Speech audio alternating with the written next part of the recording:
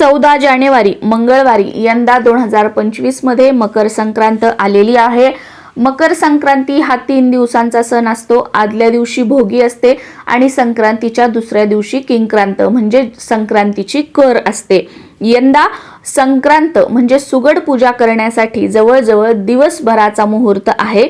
सकाळी 8:54 ते सायंकाळी 4:54 आपण सुगड पूजन आणि वौसा करू शकतो।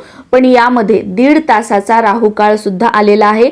3 वाजल्यापासून ते 4:30 पर्यंत राहुकाळ आहे। या 1.5 तासामध्ये चुकूनही आपल्याला सुगड पूजन किंवा वौसा जो आहे तो करायचा नाहीये।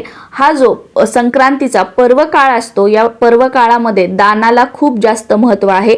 यंदा 2025 मध्ये दान करण्यासाठी नवीन भांडे, गाईला चारा, अन्नदान, तिळपात्रदान, गूळ, तीळ, सोने, भूमी, गाय, वस्त्र, घोडा यथाशक्ती यापैकी आपल्याला जे शक्य होईल त्या वस्तू ज्या आहेत त्या आपण दान करू शकतो। यंदा संक्रांत जी आहे ती बालव कर्णावर असल्याने संक्रांती देवीचे वाहन वाघ आहे, उपवाहन घोडा आहे। संक्रांती देवीने वस्त्र पिवळे परिधान केलेले आहेत, हातात शस्त्र म्हणून गदा घेतलेली आहे, टिळा केशराचा लावलेला आहे। संक्रांती देवी वयाने कुमारिका आहे व ती बसलेली आहे। वासा करता हातात जाईचे फूल घेतलेले आहे, जातीने सर्प आहे, मोती धारण केलेला आहे। वार नाव व नक्षत्र नाव महोदरी आहे। सामुदाय मुहूर्त 45 आहेत। पूर्वेकडून पश्चिमेकडे जात आहे आणि वायव्य दिशेला बघत आहे।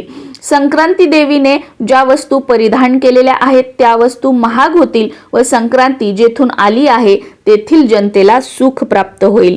संक्रांतीच्या आदल्या दिवशी म्हणजेच भोगीला महिलांनी केस धुवायचे असतात, डोक्यावर पाणी घ्यायचं असतं आणि आवर्जून या दिवशी स्नान करताना त्या पाण्यामध्ये तीळ आणि गंगाजल टाकायचं असतं, पांढरे तीळ टाकायचे असतात। संक्रांतीच्या दिवशी म्हणजे 14 जानेवारीला मंगळवारी डोक्यावरून पाणी घेऊ नये, केस धुवू नये, आदल्या दिवशीच केस धुवायचे। आणि दुसऱ्या दिवशी किंक्रांतीला सुद्धा डोक्यावरून पाणी घ्यायचं नसतं। भलेही संक्रांतीच्या दिवशी आपल्या भांगामध्ये गुलाल आणि तीळ भरलेलं असतं, पण किंक्रांतीच्या दिवशी डोकं जे आहे ते धुवायचं नाही। किंक्रांत ही अशुभ मानली जाते। किंक्रांतीच्या दिवशी काय करावं काय करू नये, घरामध्ये कोणती भाजी बनवून ती आपण सर्वांनी खावी म्हणजे संक्रांतीचा सण पूर्ण होतो, ही माहिती असलेला व्हिडिओ आपल्या चॅनलवर आलेला आहे, तो तुम्ही बघू शकता।